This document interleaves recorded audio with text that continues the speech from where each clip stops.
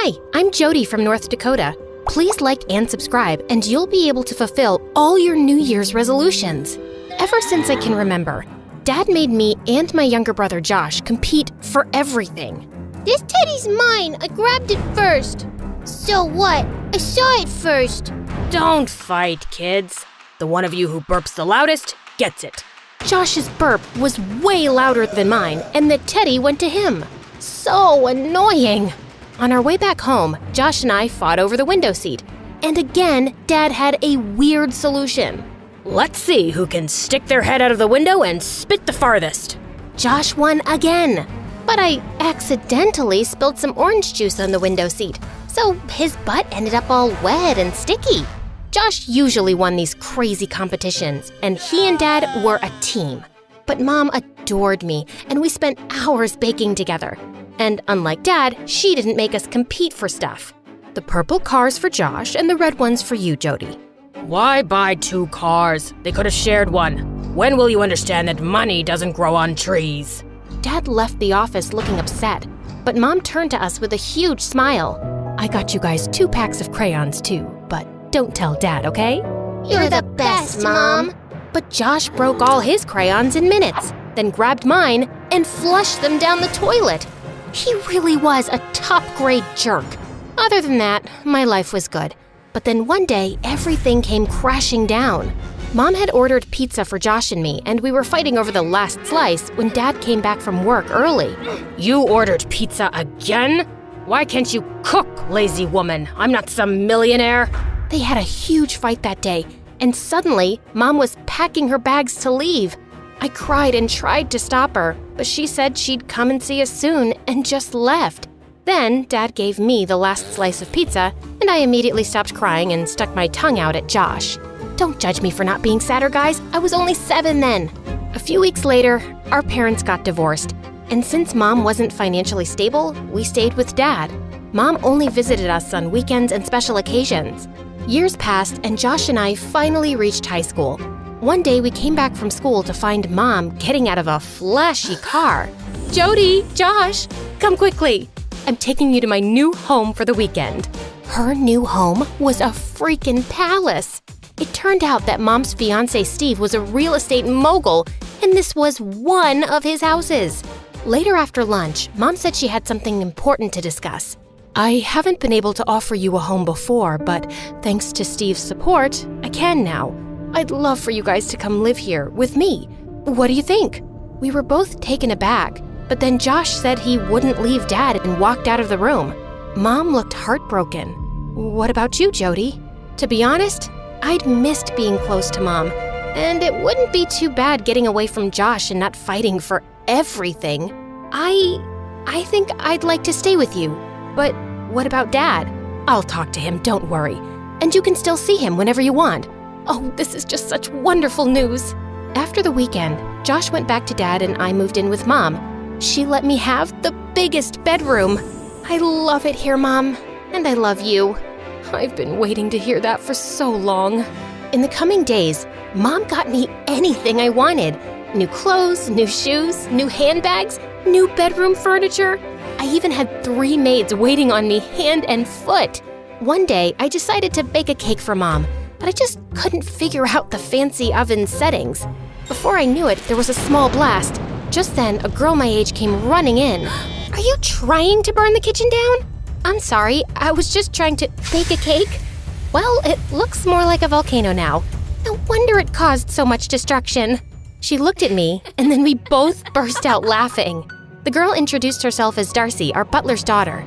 We got to talking, and I found out that Darcy loved baking too. We exchanged a few recipes and decided to try them soon. The next day, Mom got me enrolled into a fancy private school, but it looked more like a 5-star hotel. And the students looked like they'd walked off a modeling ramp. Feeling kind of nervous, I was trying to find my classroom when a group of the most gorgeous girls suddenly blocked my way. New admission. We like your Gucci's and Chanel, girl. You can join our pack. And just like that, I became a part of the most popular group in school, the Wildcats. And boy, these cats were wild. They partied like crazy, blew thousands of dollars on useless stuff, and got tattoos in the weirdest places. But for the first time in my life, I was among the popular kids in school, and I was loving it. A few weeks later, I was hanging out with my cool group outside school, and to my shock, they started smoking. One of them pushed me to try it too, and I didn't want to look uncool, so I did. But I started coughing like crazy. Jody, what are you doing? OMG, Jody, who's this peasant talking to you? What are you doing here, Darcy? I study at the school 2 blocks down. I was just walking home. Ew, are you talking about that gross public school? That confirms you're poor. Jody, you're a wildcat. You can't be talking to people like her. Yeah. Darcy, please go away. I'll talk to you later if I have time. Darcy gave me a disgusted look and left. I felt terrible, but I had a reputation to maintain now. When I got back home, I found Steve and Mom waiting for me, and I knew there was trouble. So, you're smoking now? Is that why I'm paying your sky-high school fees? Jody, I'm so disappointed in you. What? I didn't. There must be some mistake. Don't you dare lie to me. You were smoking, and the butler's daughter saw you. Steve was always so calm, and seeing him like that was kinda scary. He shouted at Darcy to come in. Tell me what you told us earlier, girl. Did you see Jody smoking or not? Darcy looked at me, then turned nervously to him. Sir, I think I made a mistake because that girl was wearing a different dress. I'm so sorry for the confusion. Steve sent her away angrily, and soon after I followed her. What were you thinking, being a snitch? I was trying to save you from falling into bad habits, but I wasn't expecting Mr. Steve to react so badly, so I changed my statement. You should be thanking me. Well, no thank you. Just mind your own business. Yeah, I'll do that now. You're just a rich brat. I don't know why I thought you were different. I felt so mad at her, but I forgot about the fight soon because the following weeks, I had a crazy schedule. I went to school, attended salsa and French classes Mom enrolled me in, and then went out partying with my friends. I was so busy with my new life that I almost completely forgot about Dad and Josh, too. Then one day, I got a call from Josh. Can you come home this evening? I want to plan a surprise party for Dad. I promised Josh I'd be there, and that I'd also bake a special cake for Dad. But when I came back from school that day, Mom was already waiting for me. Jody, there's an important event tonight, and Steve says I need to look my best. So I was thinking we'll go shopping first, and then maybe we'll both get makeovers. That sounds cool. By the time we came back home from the mall, I was so exhausted that I took a short nap. And when I woke up, it was already so late. When I got to Dad's place, Josh was done with all the preparations. I am so sorry. No problem. At least you turned up. No need to be so snarky. I was just tired. Yeah, I know how exhausting shopping can be. I saw you at the mall with Mom. You've changed, Jody. No, I haven't. Really? Then where's Dad's birthday cake? That's when I realized I'd completely forgotten about it. Seems like life with us wasn't good enough for you. That's why it's so easy for Mom to buy your love with all this fancy stuff. That's not what she's doing. And maybe I like it that I don't always have to share things with you. And Mom and Steve never scold me for buying something I want. They aren't stingy like Dad. Just then, I realized that Dad had walked in. Oh, Dad! Happy birthday! I know that I'm careful with money, Jody, but I've always worked hard and tried to give you a good life. I know that. I didn't mean it. Yes, you did. You just didn't mean for me to hear it. Dad said he was tired and just wanted to go to bed. And Josh was so mad at me for ruining everything. Back at home, I tried falling asleep but kept feeling terrible. I didn't mean to hurt Dad. And was it true that I'd changed, like Josh had said? A few days later, Mom and Steve were out at some party, so I invited some friends over. We were having a great time, dancing, till one of them started a food fight, and the next thing I knew, they were all going crazy. Can you stop, please? My parents won't be happy about this. What? We're just having fun. And I'm sure you have plenty of servants to do the cleanup. Look, there's one. She pointed at Darcy, who just walked in with drinks and got hit by some food. Just then, one girl jumped on the couch, knocking over a large crystal vase and smashed it to bits on the floor. That's it! Enough! You guys don't get to disrespect anyone, and you don't get to act like spoiled brats in someone's house. Leave, all of you! you can't talk to us like that. We made you one of the most popular girls in school, and we can end that instantly by kicking you out of the Wildcats." "Sounds amazing. That's exactly what I want. Now get out." The girls stormed off while Darcy and I stared at the mess. "I'll take care of this. You don't need to help. You'll never get this done alone before Mr. Steve's back, so let's not waste time." We worked our butts off for the next 2 hours and finally sat down exhausted. "Hey, I'm sorry my friends acted like jerks.